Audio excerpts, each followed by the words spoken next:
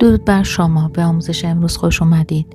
امروز میخوایم درباره اضطراب جدایی کلاس اولیه به عنوان یک تجربه شایع و گاهی دشوار دوران کودکی صحبت کنیم. لحظه‌ای که کودک برای اولین بار دنیای امن خونه رو ترک میکنه و قدم در مسیر مدرسه میذاره. تجربه همراه با اشک‌ها، چسبیدن‌ها، بیقراری‌ها و نگرانی‌هایی که شاید برای والدین هم به اندازه خود کودک دردناک باشه. در این اپیزود با تکی بر نظریه دلبستگی جان بالبی ریشه‌های عمیق این اضطراب رو بررسی می‌کنیم. واکنش‌های طبیعی کودک رو می‌شناسیم و در نهایت یاد می‌گیریم چطور میشه این مرحله حساس رو به فرصتی برای رشد، اعتماد کردن و امنیت تبدیل کنیم.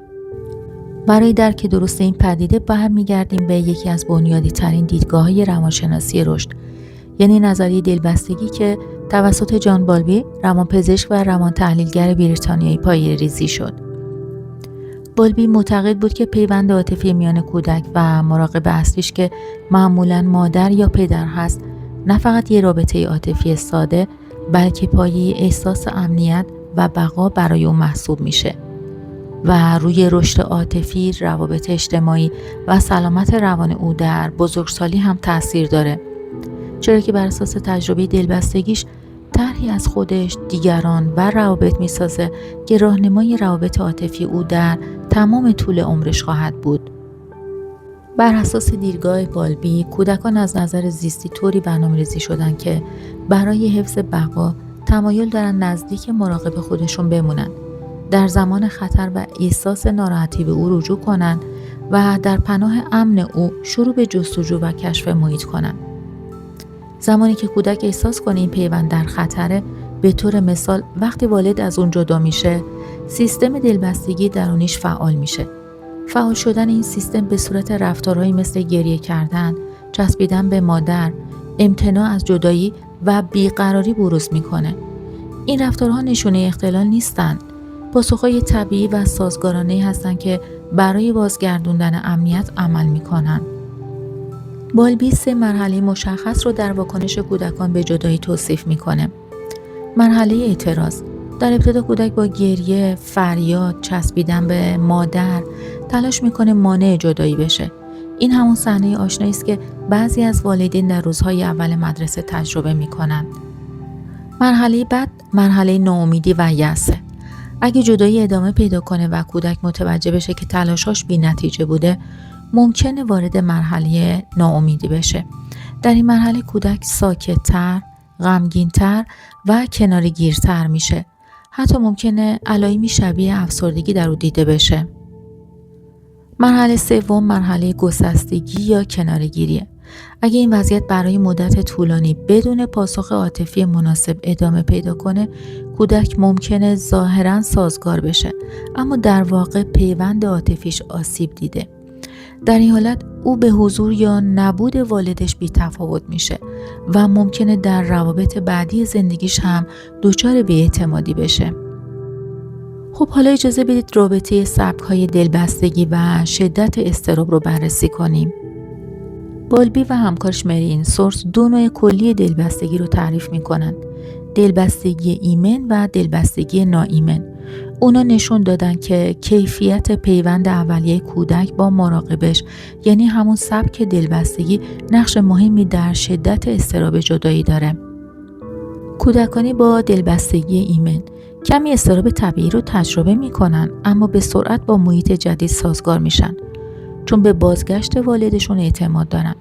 مادران این کودکان غالباً آرام، از نظر هیجانی با ثبات و قابل پیشبینی، قابل دسترسی در مواقع نیاز کودک و قابل اعتماد بودند. در مقابل کودکان با دلبستگی ناایمن اجتنابی، دوسوگرا یا آشفتند. کودکان اجتنابی ممکنه ظاهراً بی تفاوت باشند، اما درونی مضطرب دارن. این کودکان به این نتیجه رسیدن که ابراز نیازشون دیگه فایده‌ای نداره.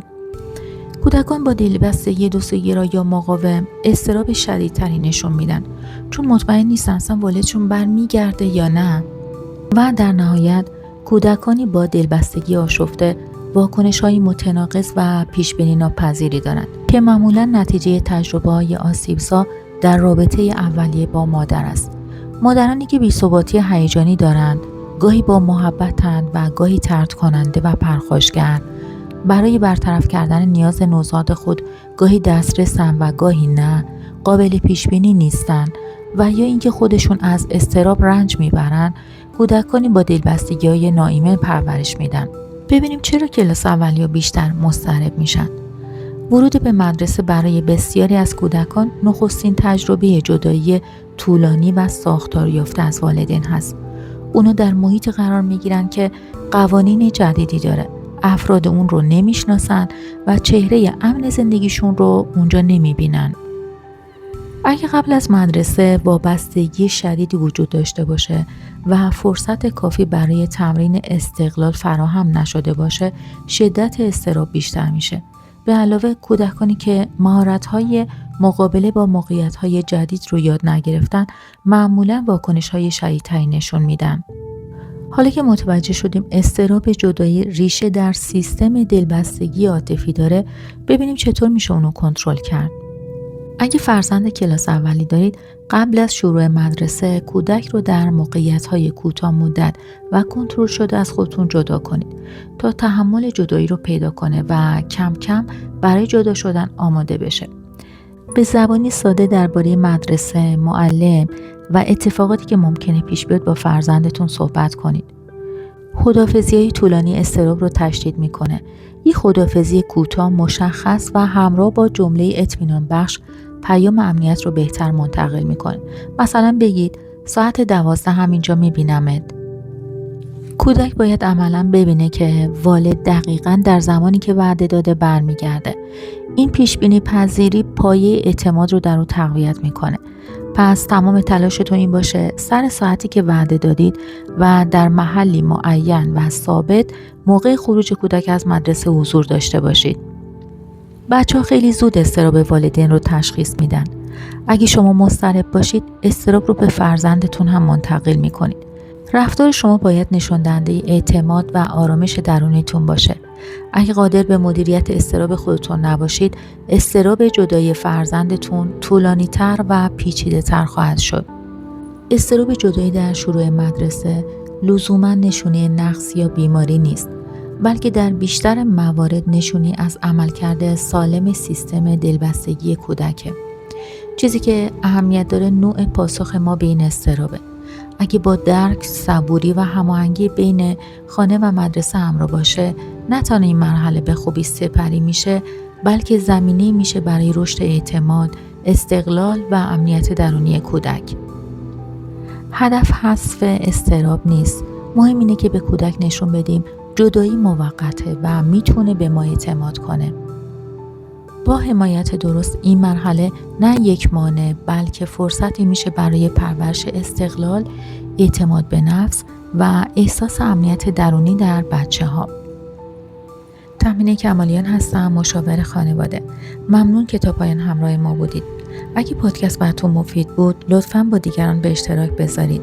تا گفتگوی بعد، مراقب خودتون باشید.